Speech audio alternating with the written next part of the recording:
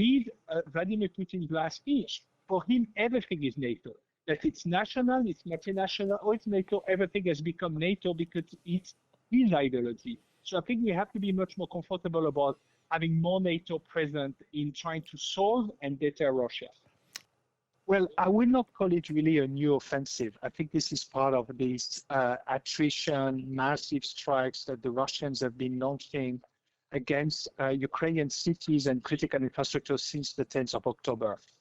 What I think came as a surprise to some is that it had somehow the amount of those strikes and the frequency had reduced quite considerably, largely due to actually smaller stocks of missiles, cruise missiles, or drones available to the Russians. But clearly, we are entering a kind of frequency of now once a month where they're going after the cities to remind everybody in Ukraine that they can still escalate at will, but I would not characterize that as a new offensive. I would characterize that as part of the pressure they have been exerting since October on Ukrainian cities and infrastructure. How worried should we be about Zaporizhia? There were strikes there. Apparently the plant has been reconnected, but it's the biggest site of its kind in Europe. There are 6 reactors at Zaporizhia. Should we be alarmed? I think we should be alarmed by allowing Russia to continue playing with this nuclear, I would say, red flag or this nuclear fear.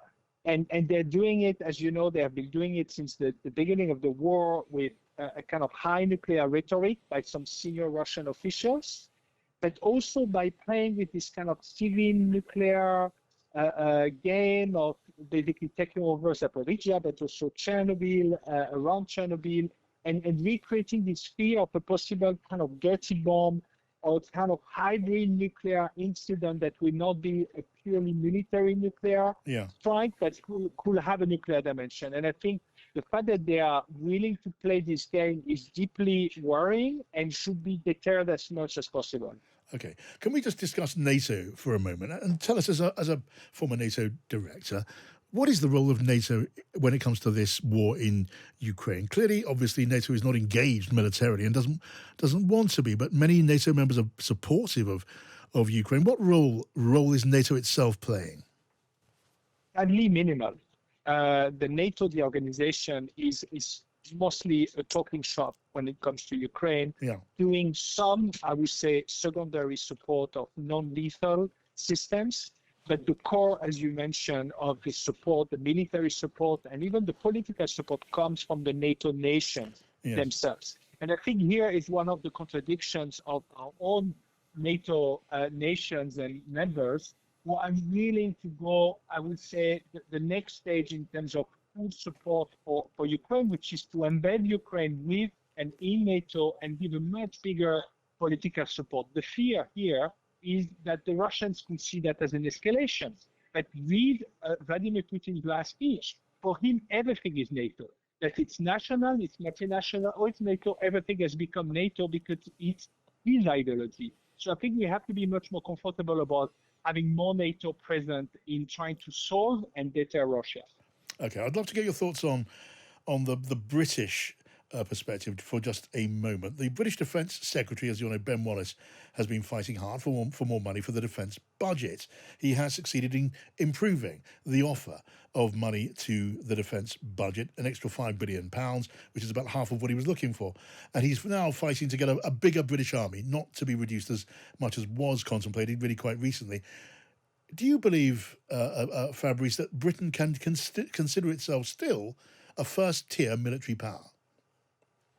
Well, I think we need Britain to be a first-tier military power, because if you look at the broader European security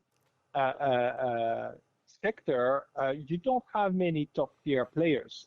France is also struggling to stay, I think, at a good enough level, especially in terms of territorial defense. Germany is facing a lot of historic problems in its procurement, in its posture, in its strategic culture. So you do need the UK to stay afloat and to stay, in the top category. So I think anything that can be done to increase the British defense budget for the sake of the Ukrainians, but also Yes. to rebuild some of the density that your forces need, I think should be welcome and supported. And when you say that we need Britain to be a top tier military power, do you mean that it is not any longer a top tier military power, as a military commander said to the defense secretary in Washington quite recently? I think it's something that is never, that you are not or that you are. Is you have to always seek to stay as a top tier. In the European League, the UK is obviously in the top tier.